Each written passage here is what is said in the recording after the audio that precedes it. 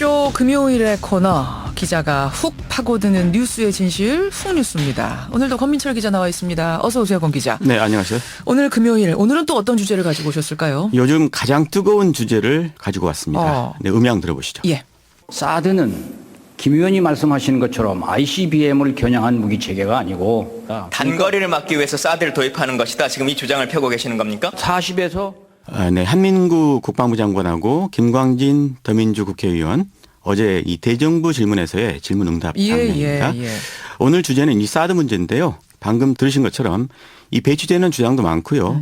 그래서 어디까지가 사실인지 이 종잡을 수가 없어서 오늘 훅뉴스 사드에 대한 시시비비로 준비했습니다. 사드에 대한 시시비비. 저도 궁금한 부분이 여전히 남아 있어요. 오늘 한번 그 궁금증 차근차근 정리를 해보죠. 먼저 사드가 뭔가 아주 근본적이지만 가장 중요한 질문부터 던지겠습니다. 네, 이 적의 미사일을 땅에 떨어지기 전에 공중에서 맞춰서 파괴하는 방어형 미사일입니다. 예. 이걸 요격 미사일이라고 하죠. 우리나라에는요 이미 두세 종류의 요격 미사일들이 이미 갖춰져 있습니다. 그렇죠. 요격 고도에 따라서 다른데요. 15km에서 40km 높이에서의 적의 미사일을 파괴를 하는 게 이미 갖춰져 있습니다. 그게 바로 패트리어트입니다. 그렇죠. 그런데 사드는 그보다 높은 40에서 150km에서 파괴한다는 게 다릅니다. 예. 우리로서는 적이 북한이니까 북한으로부터 날아오는 미사일을 방어하는 거겠죠? 물론이죠. 그러면 당연히 북한의 미사일부터 우리가 짚어보죠. 네, 북한 탄도 미사일은요. 남한 공격용, 일본 공격용, 미국 공격용 이렇게 세 종류가 있습니다. 나누어져 있어요. 네네. 남한용은 스커드라 불리고 일본용은 노동, 괌용은 무수단, 미국 본토용은 대포동 이렇게 불립니다. 스커드, 노동, 무수단, 대포동 미사일. 네. 이 미사일 이름에 따라서 갈 수 있는 거리가 다 다르다는 얘기예요. 그렇습니다. 그러면은 사드는 우리 남한용 스커드 미사일 방어용이 돼야 우리를 위한 거잖아요. 그렇죠. 그런데 사실은 스커드 미사일을 사드로 맞추기가 쉽지가 않습니다. 스커드는요. 5, 6분 정도 비행하는데 예. 사드가 요격할 수 있는 고도 범위 아까 말씀드린 40에서 150km 상공에 머무는 시간이 극히 짧기 때문입니다. 북한대학원대학교 김동엽 교수 설명 들어보시죠. 예. 지금 사드 단추를 딱 눌러서 사드가 날아간다고 해서 40km가 내려오기 전에 그걸 맞추려면 최소한 미사일이 80km 상공에 있을 때 단추를 눌러야 나도 40km 올라가고 걔도 40km 내려올 거니까 40km에서 막을 수 있다는 거죠. 최소한. 예, 근데 이 평양 안쪽에서 서울을 공격하면 그 시간과 그 고도가 나오질 않아요. 그러니까 스커드라는 거는 사드의 요격 그 능력에 바뀐 거죠. 너무나 거리가 짧기 때문에 사드가 가서 요격할 시간이 안 나온다. 네. 그래요. 그러면은 남한 공격용 미사일인지 스커드 미사일에 대해서는 사드가 쓸모가 없다는 얘기인데 만약 북한이요.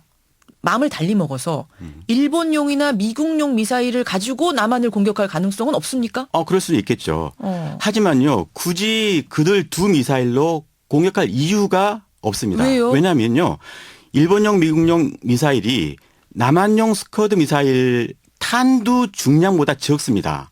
멀리 가야 되니까. 그렇죠. 다시 말해서 파괴력이 떨어지기 때문입니다. 파괴력이 떨어지는 미사일을 굳이 쓸 필요가 없겠죠. 되레 이 두 미사일은요. 더 멀리 날아가도록 설계되어 있기 때문에 가격만 훨씬 비쌀 뿐입니다. 예, 일본 미국용 미사일은. 네. 그렇다 하더라도 그러니까 패트리어트로 우리가 이제 요격을 할 수 있지만 우리한테 쏘는 그 스커드 미사일을 사드로 높은 고도에서 한 번 더 요격을 할 수 있게 장착을 해놓으면 뭐 다층 방어라 그럴까요? 더 안전하지 않겠느냐 이런 논리도 있던데요. 하지만 그런 식으로 생각하자면 끝이 없습니다. 그렇게 힘들어서 이 장거리 미사일을 낚아챈들 이미 단거리 미사일이 우리 땅에 떨어진 뒤입니다.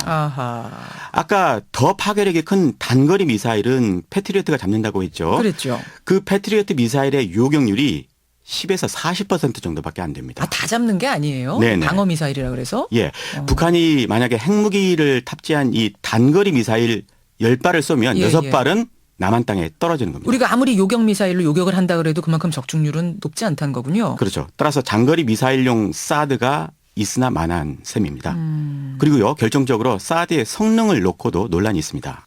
그러니까 그럼에도 불구하고 우리가 갖다 놓는다 배치한다고 쳤을 경우 그러면 성능은 어떤가? 성능을 한번 보자 이 말씀이에요. 그렇습니다.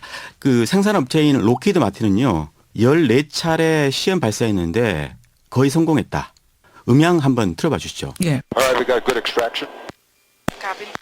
한 그 사드 시험 발사 음향이 있죠. 아, 시험 발사하는 예. 장면. 이게 유튜브에 지금 공개가 돼 있습니다. 예, 예. 하지만 이 실험도 땅에서 쏘아 올린 미사일을 요격한 게 아니고 수송기에서 떨어진 미사일을 요격한 겁니다. 실제 상황하고 다른 거죠. 그러네요. 미국 국방부도 작년 미 의회에 제출한 보고서에서 사드 실전 운용하기에 아직 신뢰가 부족하다. 결함도 보인다. 이렇게 평가를 했습니다. 근데 사드가 이미 세계 곳곳에 배치가 돼 있지 않습니까? 5곳에 사드 포대가 배치가 돼 있지만요. 예. 운용이 완벽하지가 않습니다. 그래요? 제가요 미국 군축 비확산센터 홈페이지에 들어가 보니까 예. 사드 포대 운용에도 문제가 있다. 이렇게 기술돼 있었습니다. 그러니까 자체적으로 지금 이제 그런 감사 문건도 있다는 거예요. 네.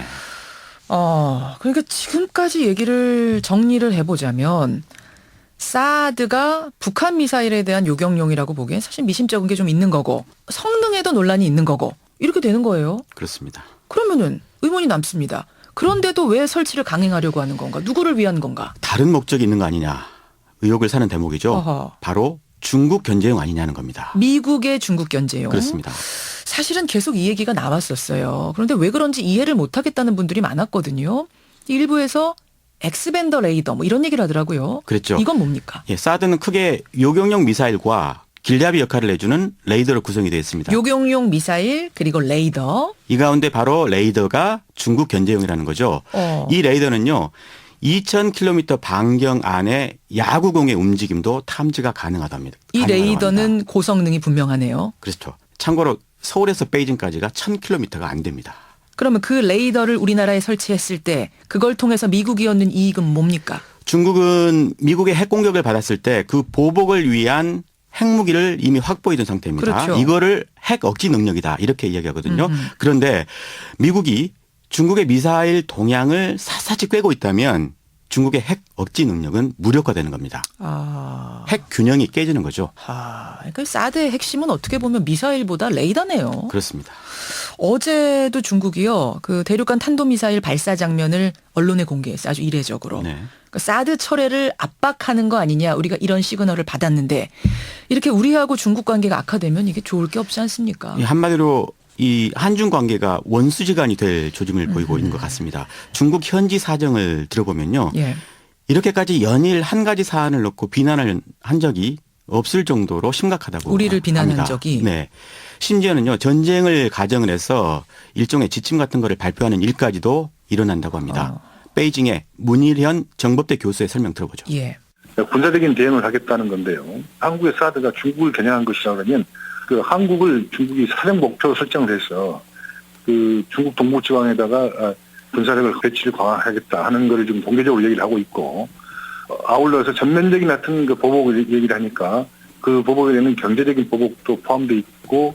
예. 저는 지금 듣는 중에 경제적인 보복 부분이 특히 귀에 거슬리는데 사실 지금 뭐 미사일을 막 쏘아댈 수 있는 건 아니고 경제를 가지고 우리를 압박할 경우 우리 경제 중국 의존도 굉장히 상당하잖아요. 그렇죠. 우리의 대중국 무역 의존도는 25%에 달합니다. 맞습니다. 한류가 결합하면서 중국은 우리의 최고 시장이 되었죠. 예. 하지만 정치적인 문제로 중국 내 반항 감정이 생기면 예를 들어 전지현 같은 한류 스타는 소리 소문 없이 추락할 수밖에 없을 겁니다. 실제로요. 통제가 아주 능한 중국에 보이지 않는 보복이 걱정된다. 이렇게 털어놓더라고요. 경제 문제도 걱정입니다만 사실은 군비 경쟁을 낳을 수 있다는 우려도 만만치 않잖아요. 네, 방어 체계를 완벽히 구축하려면 비용이 아주 끝없이 들어갈 겁니다. 그렇죠. 마찬가지로 세상에 방패를 뚫지 못하는 창은 없을 거고요.